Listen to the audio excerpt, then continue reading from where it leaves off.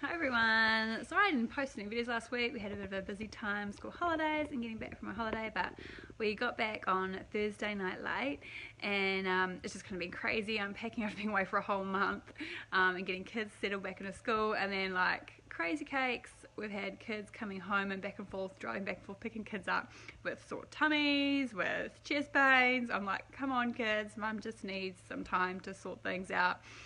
Especially with starting my classes on Saturday in Upper Hutt, which I'm really excited about doing, and just really connecting with people and having community where women feel safe just to come to work out in an unjudgmental environment, a small environment. The classes are only size 10 people, so it's just going to be a really encouraging environment that you get to just journey with yourself at your level, how you're feeling on the day.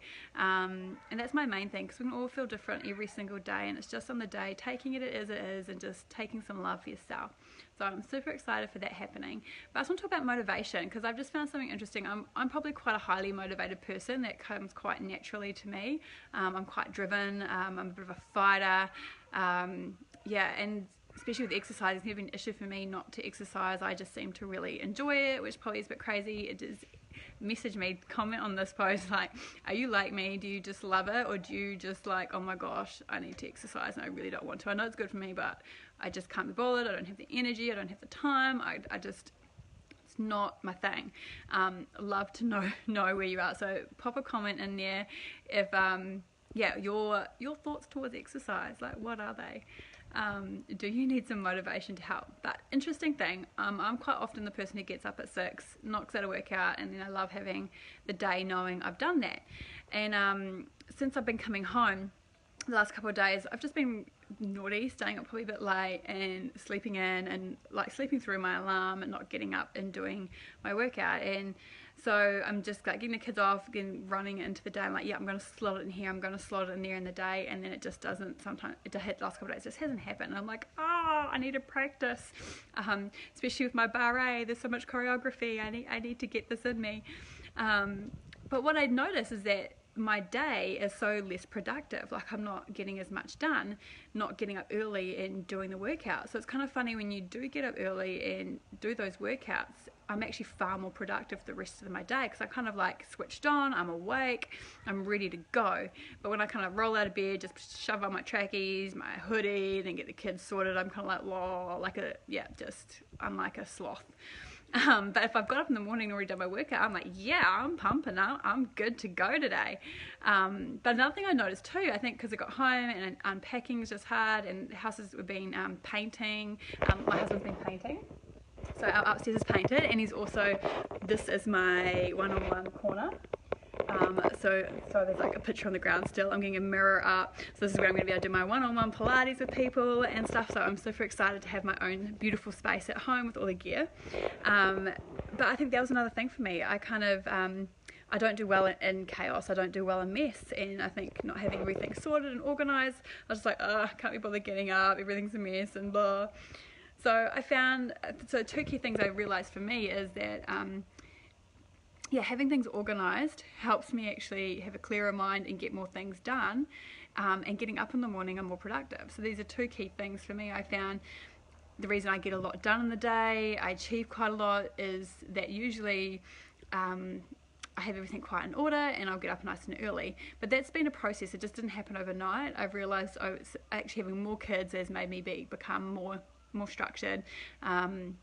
Even though I'm quite a spontaneous person, but having more kids has actually made me become aware of minimalisation in the house, making things easy to keep the place clean, and keeping on top of it on a daily basis and not letting it ever get overwhelming, because that's just no fun for anybody.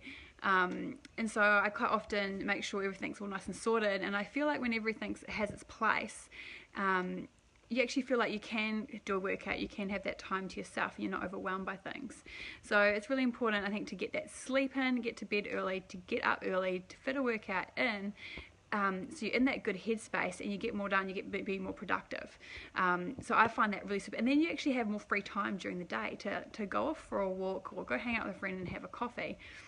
But for me, I guess the motivation side of things, being motivated to the workouts, is actually preempting it in your mind the night before, like, yeah, this is what I'm going to do. This is what I'm going to achieve. And you do achieve those things. So I think a key motivation thing is to be motivated in your health, motivated in fitness, and motivated in your housework, ladies. I know that's really hard to do, but motivated in your housework, I think it seriously does change. It changes your life. If you just keep on top of it, then it never becomes this big overwhelming thing. So, I think there's a lot of people coming out like, man, you got 4 kids, but everything's kind of in its place. But I've learned to cull a lot. Storage is like a totally amazing thing that just changes your life. And I realized that my kids don't actually need as much toys as I thought they needed when you start. I think when the kids were little, I just had so much stuff, and I was just like, oh my goodness, there's just bits everywhere.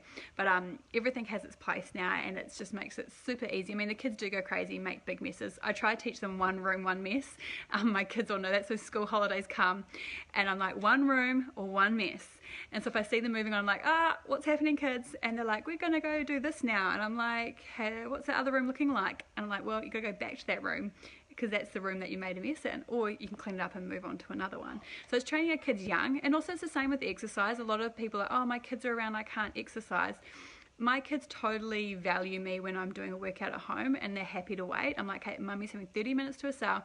You're going to be okay. And it's totally okay to teach our kids that they can wait for things. Otherwise, we're raising up these really now generation children. They want everything now because we quite often will just drop a hat and do anything for them. And yes, they're our babies and we want to love them, but actually teaching them patience is a massive thing. It will actually help you throughout the teen years, especially when that peer pressure comes on, that they can actually stop and think and wait. So it's totally okay. So don't feel guilty if your kids are screaming around you. Just make sure they're fed and they're warm and you're good to go. Like, they're going to be okay.